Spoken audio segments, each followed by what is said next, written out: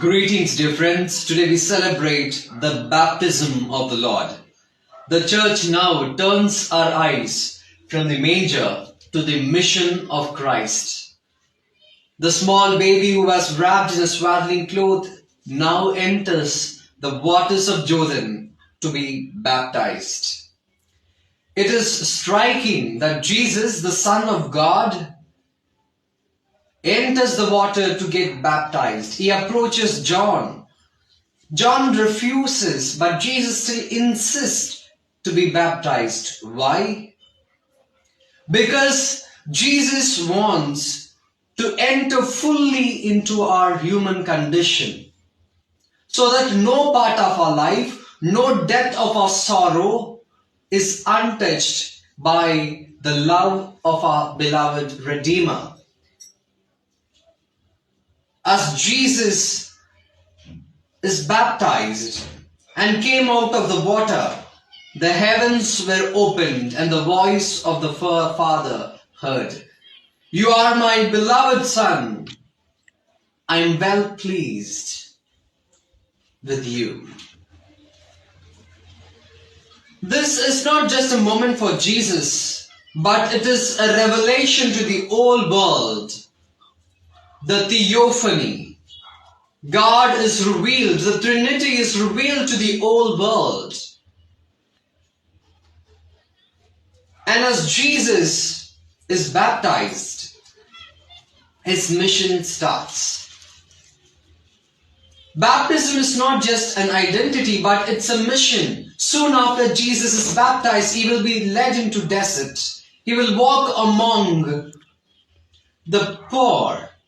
He'll touch the sick and heal them, and ultimately will give his life for our salvation. The voice that was heard when Jesus was baptized is not only for Jesus alone. The voice, you are my beloved Son, with you I am well pleased, was also spoke over us too in our baptism. Even before we achieve anything so great, God chose us. God chose us and made us his own and called us beloved and chosen. It is very common that nowadays we are judged by our achievements, our appearances, our skills and talents.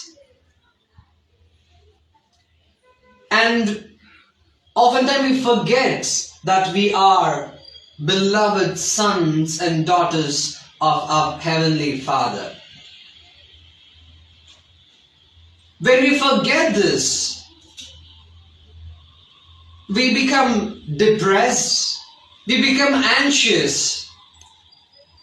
But whenever we remember that we are beloved sons and daughters of our Heavenly Father, courage takes roots. Fear fly away. So this feast of the baptism of the Lord teaches us that you are beloved. And the baptism is not just an identity, but it's a mission. In our day-to-day lives, let us all reflect our beloved Father's love into this wounded world. And as we move from the Christmas season to the ordinary season, let us live out the call of God. Let us live out the plan that God has for us, and let us not forget that we are beloved. You are beloved. And this ordinary season is not at all going to be ordinary, because we will be living our baptism, renewing our baptismal vows, and living our baptism. And let us not forget the voice that was spoke to Jesus after the baptism was also spoke over us in our baptism, and it is still being heard. You are my beloved Son. With you I am well pleased. Keeping this in mind, let us trust in God and live out our call.